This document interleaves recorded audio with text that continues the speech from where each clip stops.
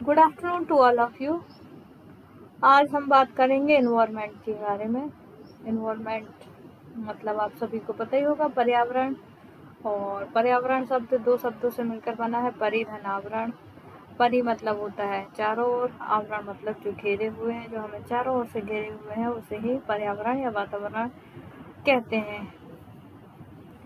पर्यावरण में वन, जीव, भौतिक, जैविक, अजैविक सारे तत्व आते हैं, जिसमें हवा, पानी, मौसम, मिट्टी, पवन, जल, ये सब सारे घटक मिलकर ही एक पर्यावरण निर्मित करते हैं। उसमें मानव भी एक तत्व है, और वन, प्राकृतिक वनस्पति, जीव जंतु, ये सब भी पर्यावरण के अंतर्गत आते हैं।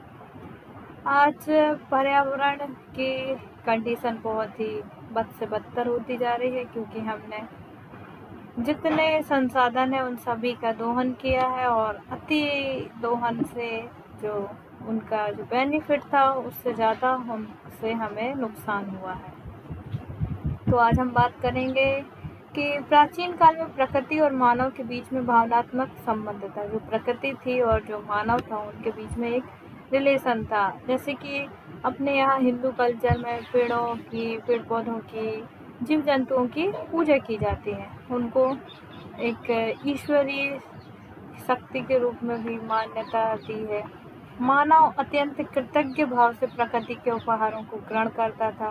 पहले प्रकृति के किसी भी अवयव को क्षति पहुंचाना पाप समझा जाता था, लेकिन बढ़ती जनसंख्या और भौतिक विकास के फलस्वरूप प्रकृति का असीमित दोहन प्रारंभ हुआ। भूमि से हमने अपार खनिज संपदा, डीजल, पेट्रोल आदि निकालकर धरती की कोख को उजाड़ दिया है। वृक्षों को काट काट कर मानव समाज ने धरती को आज ऐसी बुरी हालत में कर दिया है।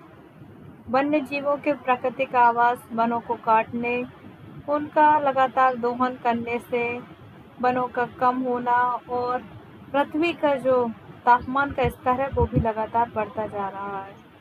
हमने विकास की दौड़ में असीमित और ज़्यादा से ज़्यादा संख्या में औद्योगिकरण किया है। इसके कारण लगातार जहर उगलती चिमनियों ने वायुमंडल को विषाक्त और निष्प्राण बना दिया है। इतने ज़्यादा औद्योगिक लग गए हैं, जिसके कारण वायुमंडल में प्रदूषण हो गया है। वायु हमारी अब शुद्ध नहीं रही है, प्रदूषित वायु ही हम अंदर लेते हैं और छोड़ रहे हैं, और भी ज़्यादा प्रदूषित करके। हमारी जो पावन नदियां हैं अब गंदे नाले का रूप ले चुकी हैं। पहले नदियों की भी पूजा होती थी, अभी भी होती है। कहते हैं गंगा मैया, माँ मानते हैं गंगा जी को, पर ऐसी हालत हो गई है कि कहीं कहीं पर गंगा जी स्थिर हो गई हैं। उसमें इतना ज़्यादा हमने घुलनशील पदार्थ और इतना ज़्यादा अवशिष्ट पदार्थ उसमें मिला दिया है कि वो अब बहायमान नहीं है, वो स्थिर हो गई हैं, उनमें गति नहीं रह गई, क्योंकि उसमें बहुत ज़्यादा अवशिष्ट पदार्थों की मात्रा अधिक है और जल की मात्रा कम हो गई है। तो वो एक नाले का रूप हो गया है। अब उनका नदियों का रूप अब नाले में बदल गया है। नदियों का जल विषाक्त होने के कारण उसमें रहने वाली मछलियां व अन्य जीव जंतु तड़प तड़प कर मर रहे हैं।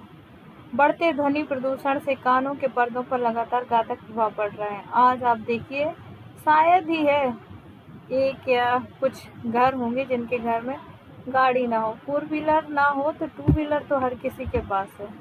और 2 व्हीलर दौड़ना, उसके धुएं से वायु प्रदूषण होना, उसके तेज हॉर्न से ध्वनि प्रदूषण होना। आज किसी भी फंक्शन हो, शादी विवाह, छोटी सी पार्टी, उसमें भी लोग डीजे बजाते हैं, तेज तेज साउंड म्यूजिक ऐड करते हैं, जिससे भी हमारे ध्वनि प्रदूषण से कानों को नुकसान हो रहा है।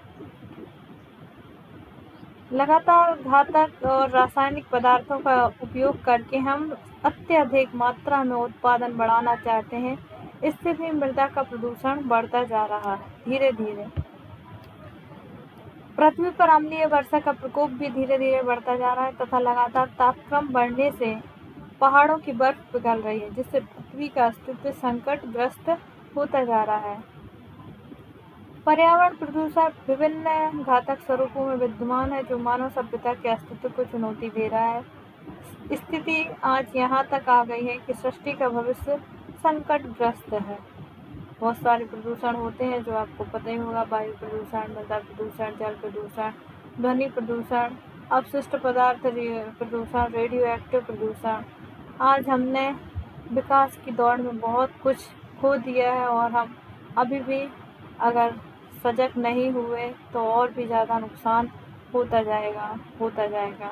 इसलिए जो प्राकृतिक संसाधन है उनका दोहन करें, विकास भी करें, पर एक नियोजित ढंग से, नियोजित रूप में, ताकि उसका जो बोलते हैं ना संरक्षण करना है, तो संरक्षण ऐसे नहीं करना कि उसका उपयोग नहीं करना, उसका सबसे ज़्यादा मैक्सिमम यूज़ करना है और लिमिटेड मात्रा में करना है, ताकि आने वाली पीढ़ी को हम कुछ छोड़ के जाएं। ऐसा ना हो कि आने वाली पीढ़ी फिर से पुराने काल में पहुंच जाए।